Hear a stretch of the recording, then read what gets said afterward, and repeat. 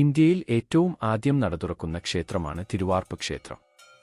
വെളുപ്പിന് 2 മണിക്കോ അതിനോടടുത്ത സമയത്തോ ആണ് ക്ഷേത്രം തുറക്കുക.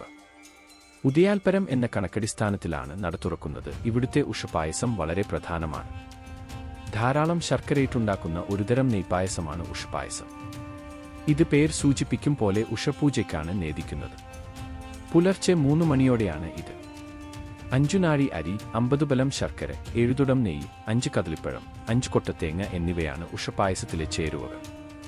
മറ്റുള്ള ദേവീദേവന്മാർക്കും മുമ്പ് ഉഷപായസം കഴിക്കുന്ന തിരുവാർപ്പിലപ്പൻ ഉച്ചയ്ക്ക് അമ്പലപ്പുഴ ശ്രീകൃഷ്ണസ്വാമി ക്ഷേത്രത്തിൽ പോയി അവിടത്തെ പ്രസിദ്ധമായ പാൽപായസം കഴിക്കുമെന്ന് വിശ്വസിക്കപ്പെടുന്നു. അതേപോലെ രാത്രി തിരുവനന്തപുരത്തെ പത്മനാഭസ്വാമി ക്ഷേത്രത്തിൽ പോയി ഉപ്പുമാങ്ങ കഴിക്കുമെന്നും പറയാറുണ്ട്. തന്മൂലം ഇവിടെ ഉച്ചപൂജയും അത്താഴപൂജയുമെല്ലാം നേരത്തെയാണ്. അത്താഴപൂജ കഴിഞ്ഞാണ് ഇവിടെ ദീപാരാധന നടത്തുക. ഇത് ഇവിടെയും അടുത്തുള്ള കുമാരനല്ലൂർ ദേവീക്ഷേത്രത്തിലും മാത്രമുള്ള പ്രത്യേകതയാണ്.